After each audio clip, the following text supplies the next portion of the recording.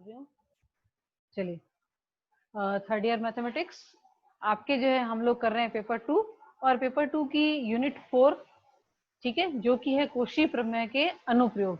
ठीक है, कोशी प्रमेय के अनुप्रयोग।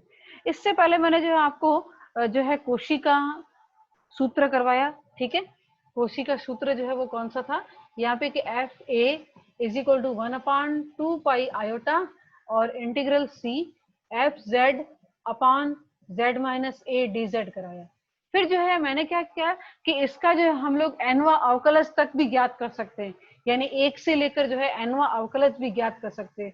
उसके लिए जनरल फॉर्मूला क्या था कि एफ ए एन, ठीक है, ये ब्रैकेट में लिखने का मतलब होता है कि इसका एनवा, अगर एन लगाऊंगी तो घात हो जाएगी, लेकिन ब्रैकेट में लिखने से इसको पता चलता है कि इसका एनवा अवकलज ज्ञात करना है। यहाँ पे आ जाएगा एन फैक्टोरियल 2 पाई आयोटा और integral C F Z upon Z minus A की पावर यहाँ पे n प्लस 1 और ये हो जाएगा यहाँ पे डी जेड। ठीक है, ये हो जाएगा डी जेड। तो अब जो है मैंने आपको एक क्वेश्चन करवाया था इसके लिए, और दूसरा एक मेरे पास है क्वेश्चन, वो हम लोग कर लेते हैं। अभी जो है पूछा गया रिसेंटली, जो है इस ईयर में पूछा गया है, पिछले 5 सालों में। तो चलिए पहले क्वेश्चन कर लेते हैं और उसके बाद जो हम लोग थ्योरम करेंगे। क्वेश्चन किस पे बेस होगा, इस पे बेस होगा। ठीक है, इस पे बेस होगा। चलिए करते हैं।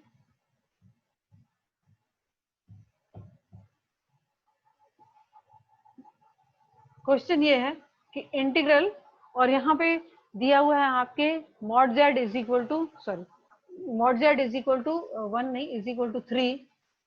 ठीक है, इज इक्वल टू 3 और e की power 2z upon z plus 1 की पावर 4 dz का मान ज्ञात कीजिए। ठीक है, का मान ज्ञात कीजिए। तो सबसे पहले जो है यहाँ पे देख लेते हैं कि एफ जेड जो है वो क्या है। एफ जेड की वैल्यू e की पावर 2z है और यहाँ पे a की वैल्यू कितनी है, यहाँ पे -1 है। ठीक है, a की वैल्यू कितनी है, यहाँ पे -1 है। अब जो है एक चीज तो क्लियर है, यहाँ पे हमारा क्या है, ये चर घातांकी फलन है। वो कहीं भी यहाँ पे जो है mod z is equal to 3 इस वृत्त पर जो है के अंदर और बाहर जो है डेफिनेटली ये क्या होगा यहाँ पर, क्योंकि mod z is equal to 3 का मतलब क्या होता है, mod z is equal to 3 का मतलब होता है कि z minus 0 is equal to 3, यानी कि ऐसा सर्कल, यानी ऐसा वृत्त जिसका केंद्र O है और उसकी त्रिज्या यानी रेडियस जो है वो कितनी है, 3 है। ठीक है, तो एक्सपोनेंशियल फंक्शन जो है इसके अंदर जो है वो क्या होगा, यहाँ पे विश्लेषक होगा इसके अंदर, यानी एनालिटिकल होगा, और उसके बाहर भी। ठीक है, तो ये जो है पॉइंट हम लोग लिख लेते हैं क्योंकि बहुत ही इंपॉर्टेंट है। लिखेंगे कि फलन एफ जेड ई की पावर 2z वृत्त mod z is equal to 3 के अंदर एवं बाहर, यहाँ लिखेंगे ऊपर विश्लेषक है यानी एनालिटिक है। ठीक है, देयरफॉर हम जानते हैं कि एफ एन कोशी के एनवे अवकलज का सूत्र, कोशी के समाकल का एनवा अवकलज का सूत्र क्या है, F N A integral C, sorry 1 factorial upon 2 pi iota integral C और F Z upon Z minus A की power n plus 1 D Z. ठीक है, तो अब जो है यहाँ पे क्या है कि integral C F Z upon Z minus A की power n plus 1 D Z is equal to आ जाएगा यहाँ पर कि 2 pi iota F N A upon n factorial. लेकिन मेरे पास इंटीग्रल कौन सा है, ये वाला है।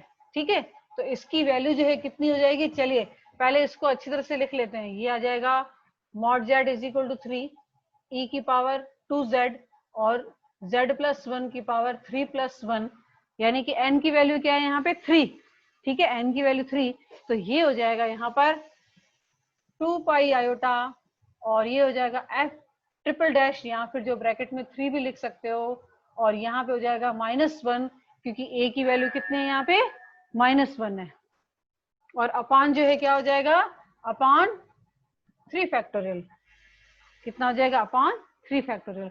तो अब जो है f z is equal to क्या है e की पावर 2z। तो चलिए ज्ञात कर लेते हैं, क्या करना है, 3 बार जो है उसका अवकलन करना है, यानी 3 बार उसका जो है डिफरेंशिएशन करना है। तो ये हो जाएगा आपके f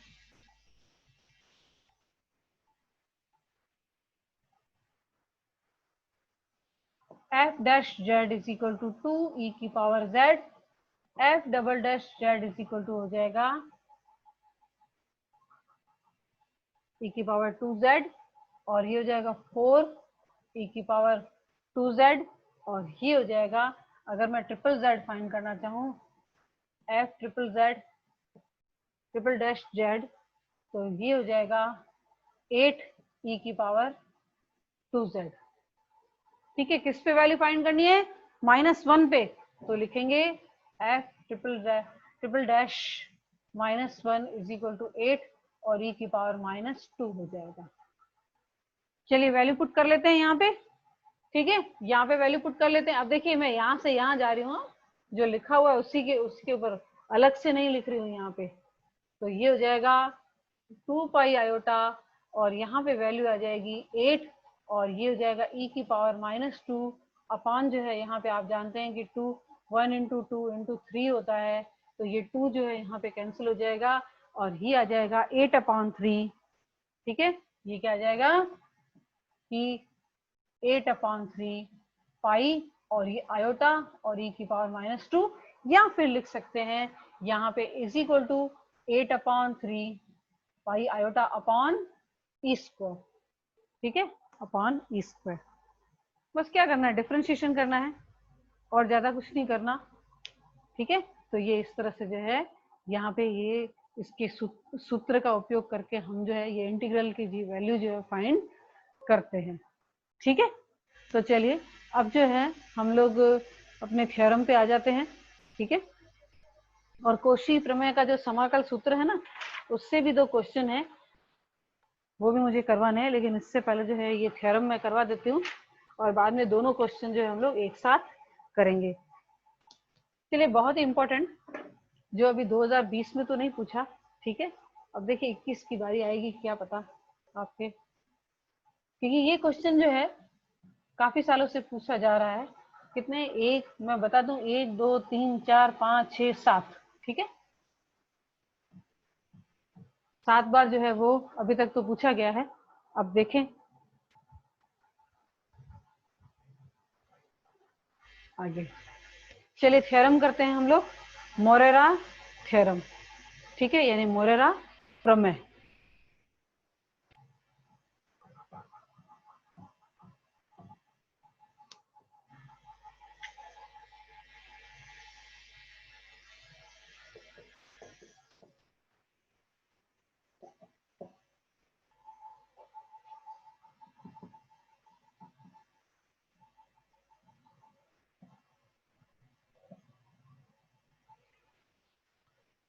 आठ, 9, फिर 10, 11, 12, 14, 18, ठीक है, इतनी बार जो है ये पूछा गया है। अब ये मोरेरा थ्योरम पता है क्या कहता है, बोलते हैं कि यदि जो है कोई भी फलन एफ जेड किसी प्रदेश जी में, ठीक है, या डी में, यहाँ पे डी लिया है मैंने, डी में जो है वह सतत है, ठीक है, और डी में जो एक समर्थ वक्र सी है, उस पर उसका इंटीग्रल जो है वो क्या है, इज इक्वल टू 0 है, तो वह फलन जो है डी में विश्लेषिक होगा। ठीक है, उल्टा कह रहे, पहले हमने क्या कहा था कि अगर कोई फलन जो है सी पर विश्लेषिक हो, यानी किसी प्रदेश डी में विश्लेषिक हो, और वहां पे जो है कोई भी समर्थ अंतराल सी हो, तो उस समर्थ अंतराल सी पर जो है समाकलन का मान कितना होता है, 0 होता है। अब हम लोग उल्टा ले रहे हैं, क्या ले रहे हैं कि हम लोग ये ले रहे हैं कि समाकल का मान जो है समर्थ कंटूर सी पर जो है 0 है, ठीक है, और हमारा एफ जेड जो है उस प्रदेश डी में जो है सतत है, ठीक है। तो हमारा एफ जो है वो क्या होगा, डी में विश्लेषक होगा। चलिए स्टेटमेंट लिखते हैं, लिखेंगे कि यदि फलन एफ जेड, यदि फलन एफ जेड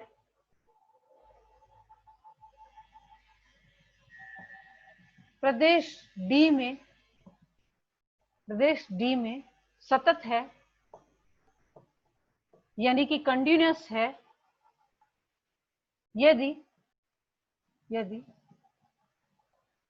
डी में प्रत्येक कंटूर, अब देखिए क्या बोल रहे हैं, प्रत्येक समर्थ कंटूर, क्योंकि बहुत ही इंपॉर्टेंट है समर्थ शब्द जो है, अगर क्लोज्ड कंटूर शब्द नहीं आता है तो इंटीग्रल 0 नहीं होता है, आप जानते हैं। क्लोज्ड कंटूर के अनुदिश, कंटूर सी के अनुदिश integral C F z c F z d Z is equal to 0 हो तो एफ जेड प्रदेश डी में, अच्छे से लिखते हैं तो लिखेंगे कि फलन एफ जेड प्रदेश डी में विश्लेषक होगा। अब देखिए उल्टा कह रहे हैं, पहले हमारे पास ये था और हम लोग ये प्रूव करते थे, लेकिन अब जो है हमारे पास ये है और हम लोग ये प्रूव करेंगे, उल्टा प्रूव कर रहे हैं, ठीक है। कोशी प्रमेय का जो क्या है, उल्टा है। सिर्फ एक चीज यहाँ पे नहीं है, कौन सी, कि ये सततता जो है वो आ जाती है, ठीक है, सततता आ जाती है।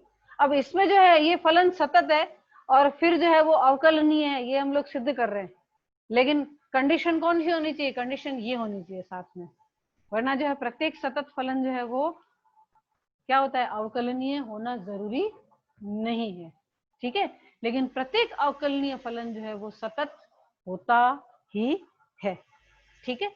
तो चलिए यहाँ पे जो है हम लोग क्या करेंगे कि जो हमारा वो था ना कि कोई भी समाकल जो है, अनिश्चित समाकल जो है z और z0 के पथ से जो है स्वतंत्र होता है, उसका हम लोग यहाँ पे उपयोग करेंगे, ठीक है। ये मैंने स्टेटमेंट लिखी है कि मोरेरा थ्योरम जो है वो क्या है, कोशी प्रमेय का जो है बोलते हैं कि विपरीत है, ठीक है, उसका विपरीत है।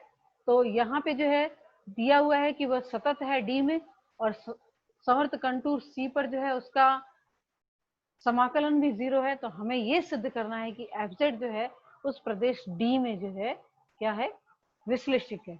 तो चलिए हम लोग जो है प्रूफ की शुरुआत करते हैं।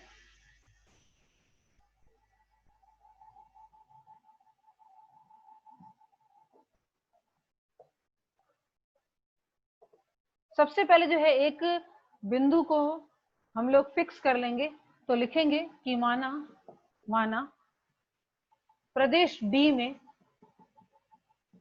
या क्षेत्र डी, कुछ भी बोल सकते हैं, ठीक है, प्रांत भी बोलते हैं, ठीक है, प्रांत भी बोलते हैं, डी में z0 एक स्थिर, z0 एक स्थिर बिंदु है, तथा z कोई, तथा z कोई भी चर बिंदु है, कोई भी चर बिंदु है। तो प्रमेय के अनुसार, ठीक है, लिखेंगे देयरफॉर प्रमेय के अनुसार, जो हमने इससे पहले किया था लास्ट चैप्टर में, प्रमेय के अनुसार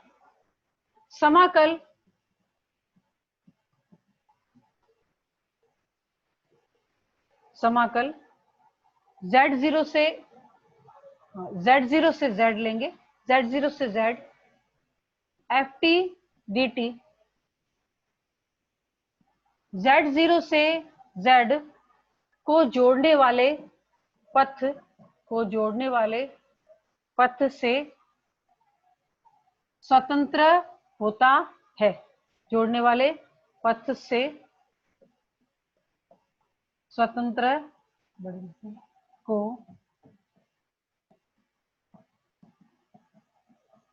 जोड़ने वाले पथ से स्वतंत्र होता है। माना capital Fz is equal to Z0 से Z और ये Ft dt, इसको नाम हम लोग 1 दे देते हैं। ठीक है, अब मैं क्या करती हूँ, ये जो मेरा Z जो है उस कोई भी बिंदु है उस पे उसके सामीप्य में जो है एक और बिंदु ले लेती हूँ। माना बिंदु Z के सामीप्य में कोई बिंदु Z प्लस H में कोई बिंदु Z प्लस H है। ठीक है, तो देयरफॉर Z प्लस H है, तो therefore f of Z plus H को भी मैं यहाँ पे लिखूंगी कौन सा, ये आ जाएगा Z0 और Z प्लस H और ये Ft dt।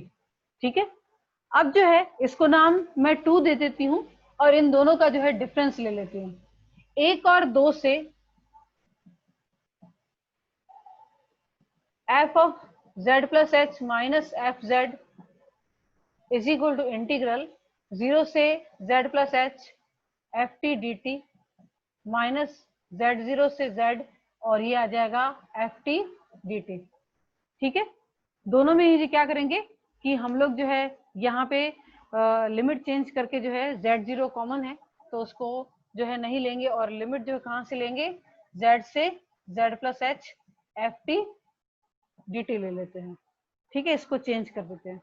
फिर जो है मैं क्या करती हूँ कि f of Z plus H minus Fz है उसको मैं H से भाग दे देती हूँ। ठीक है, उसको मैं H से भाग दे देती हूँ। चलिए, विश्लेषिक है तो उसका मतलब क्या है कि वो अवकलनीय है। तो अगर हमें सिद्ध करना होता है कि कोई भी फलन जो है विश्लेषिक है तो हमें ये सिद्ध करना पड़ता है कि वो किसी बिंदु पर जो है वो अवकलनीय है। तो यहाँ पे जो है मैं क्या करूंगी, ये जो कैपिटल F है उसको मैं सिद्ध करूंगी कि ये अवकलनीय है। ठीक है, तो अवकलनीयता की जो परिभाषा है यानी डेफिनेशन है उसके लिए क्या चाहिए, f of x plus H minus F x upon H होता है। ठीक है, तो यहाँ पे f of z plus H minus F Z upon H ले रहे हैं तो इसको मैं डिवाइड कर देती हूँ 1 अपॉन एच और इंटीग्रल यहाँ पे आ जाएगा ये ft dt। अब जो है मैं क्या करूंगी कि इसको माइनस कर दूंगी कौन से, स्मॉल f z फलन से। ठीक है, तो f of z plus H minus F Z upon H और माइनस ये कर दूंगी एफ जेड, दोनों तरफ कर लेते हैं एफ टी डी टी और माइनस ये आ जाएगा एफ जेड। ठीक है, अब जो है यहाँ पे तो कोई f के साथ तो कोई भी इंटीग्रल नहीं है तो अब कैसे करेंगे, तो यहाँ पे जो है क्या कर लेते हैं कि लिमिट लगाकर, देखिए पहले ये हम लोग पद लिख लेते हैं और minus F Z 1 upon H Z से Z plus H F T D T और ये जो एफ जेड है उसमें एच से जो है हम लोग भाग दे देते हैं और एच से ही जोड़ देते हैं, लेकिन एच से जो है हम लोग सॉरी एच से भाग देते थे, एच से गुणा कर लेते हैं लेकिन गुणा नहीं करेंगे, यहाँ पे लिमिट लगाएंगे, यहाँ पे लिमिट लगाएंगे क्योंकि इंटीग्रल 1 डी टी z से z प्लस एच, तो आप जानते हैं कि h आ गया फिर से। ठीक है, फिर से h आ गया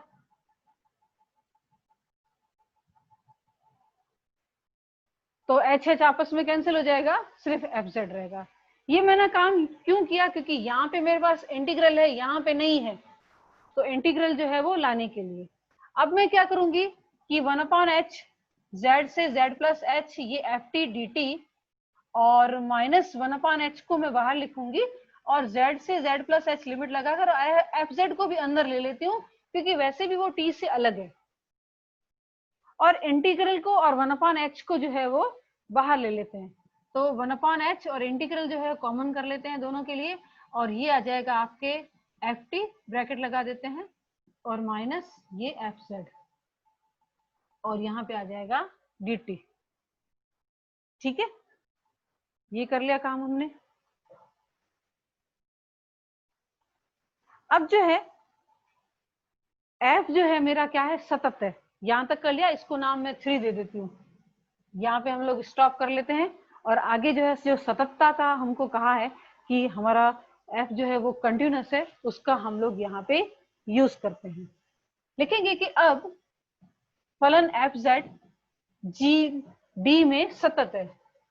अब फलन fz जो है डी में सतत है। ठीक है, तो यहां पर लिखेंगे देयरफॉर प्रत्येक एप्सिलॉन ग्रेटर देन 0 के लिए डेल्टा ग्रेटर देन 0 विद्यमान है। प्रत्येक एप्सिलॉन ग्रेटर देन 0 के लिए एक ऐसा डेल्टा ग्रेटर देन 0 विद्यमान है कि जिससे कि F T minus F Z less than epsilon, जबकि T minus Z is less than delta. ठीक है, जबकि T minus Z is less than delta.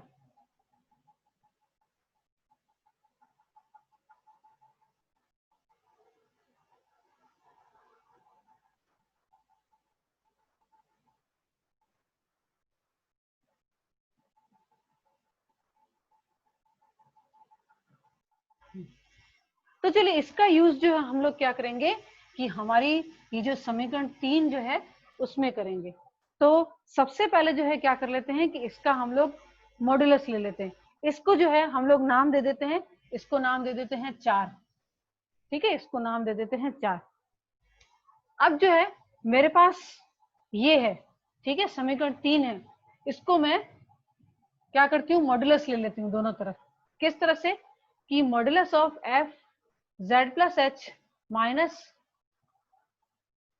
F Z upon H minus F Z, और इज इक्वल टू यहाँ पे 1/h integral z से z plus H, और ये हो जाएगा ब्रैकेट में F T minus F z. ठीक है, और यहाँ पे ये डी टी और मॉड्यूलस आ जाएगा। ठीक है, अब मॉड्यूलस जो है इक्वेशन 3 इम्प्लाइज, ठीक है, इस तरह से लिख देते हैं, इक्वेशन 3 इम्प्लाइज। अब आपका मॉड्यूलस जो है वो अंदर लेना है, तो less than equal to 1/mod h, integral के अंदर भी जो है चला जाएगा, तो ये हो जाएगा modulus F T minus F z. ठीक है, और मॉड्यूलस क्या आ जाएगा, ये डी टी। अब समीकरण जो है 4 है, वो क्या कहता है कि ये जो है क्या है, लेस देन एप्सिलॉन है। तो लेस देन और इक्वल टू, या सिर्फ लेस देन लिख सकते हैं, मॉड एच, ये हो जाएगा यहाँ पे एप्सिलॉन z से z प्लस एच, और मॉड्यूलस ऑफ dt। ठीक है, मॉड्यूलस ऑफ dt यानी कि आएगा t। ठीक है, और z प्लस एच से हमारी लिमिट कहाँ जा रही है, z से z प्लस एच, तो क्या आ जाएगा, मॉड h। ठीक है, तो ये आ जाएगा 1/mod h एप्सिलॉन, और ये मॉड h दोनों आपस में कैंसिल हो जाएंगे। ठीक है, तो therefore modulus of f of z plus h minus F Z upon h minus F z is less than epsilon. ठीक है, एप्सिलॉन जो है आर्बिटरी है। ठीक है, आर्बिटरी है, तो जैसे जो है ये 0 की तरफ अग्रसर होगा, यानी कि स्वच्छ है। ठीक है, क्योंकि एप्सिलॉन स्वच्छ है, देयरफॉर जैसे एप्सिलॉन जो है 0 की तरफ जाएगा, हमारा इंटीग्रल जो है वो क्या हो जाएगा, ये भी जो है 0 की तरफ ही जाएगा, ये भी 0 की तरफ जाएगा। देयरफॉर हम लोग क्या कर लेंगे कि आगे जो है 0 तो हो जाएगा, लेकिन लिमिट लगा देते हैं। Therefore limit h tends to 0 f of z plus h minus F Z upon h, और इसमें तो h है ही नहीं, तो ये सिंपली जो है minus F z is equal to 0, यानी ये हो जाएगा is equal to f z. लेकिन ये क्या है, अवकलनीयता की जो है, हमारी अवकल की जो है परिभाषा है, तो ये आ जाएगा f dash z is equal to f z. ठीक है, f dash z is equal to f z. तो z जो है वो कोई भी d में बिंदु है। ठीक है, d में जो है मैंने शब्द लिखा है कोई भी बिंदु है, तो यानी कि ये जो है क्या है, मेरा कैपिटल F जो है वो d में क्या है, अवकलनीय है। ठीक है, देयरफॉर सभी z बिलोंग्स टू d के लिए फलन fz का अवकलन, फलन fz का अवकलन विद्यमान है। यानी प्रत्येक जो है z के लिए जो है हमारा कैपिटल F जो है वो क्या है, डिफरेंशिएबल है, यानी कि वो एनालिटिक है, यानी कि वो विश्लेषिक है। देयरफॉर फलन F d में विश्लेषिक है। देयरफॉर फलन F z d में विश्लेषिक है, विश्लेषिक है। चलिए F तो आ गया विश्लेषिक। अब जो है थ्योरम कहता है कि हम जानते हैं कि विश्लेषिक फलन का अवकलज, विश्लेषिक फलन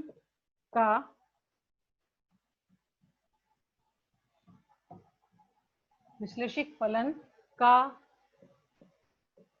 अवकलज भी, यानी डेरिवेटिव भी विश्लेषिक होता है, विश्लेषिक होता है। तो हमारे पास है f dash z is equal to f z. ठीक है, capital f dash z is equal to, जब ये विश्लेषिक है तो इसके इक्वल में तो क्या है, ये है, तो देयरफॉर एफ जेड डी में विश्लेषिक है, एफ जेड जो है वो डी में विश्लेषिक है। ठीक है, हमेशा जो एक थ्योरम कहता है कि विश्लेषिक फलन का अवकलज भी विश्लेषिक ही होता है। ठीक है, तो उस हिसाब से जब मेरा एफ जो है, एफ जेड जो है वह विश्लेषिक है और उसका अवकलज यानी एफ डैश जेड भी विश्लेषिक है, लेकिन f dash z is equal to क्या है, एफ जेड, तो f z is equal to भी क्या होगा, विश्लेषिक होगा। ठीक है, विश्लेषिक होगा। तो ये आपकी मोरेरा प्रमेय। ठीक है, ये आपका मोरेरा प्रमेय, और बहुत ही आसान है, इजी है। ठीक है, तो यहाँ पे जो है हमने क्या सिद्ध किया कि अगर हमारा f जो है वो सतत हो d में, और वहां पर किसी कंटूर c पर उसका इंटीग्रल जो है अगर यहाँ पे जो है 0 होता है, तो f जो है विश्लेषिक होगा। ये हमने प्रूव किया।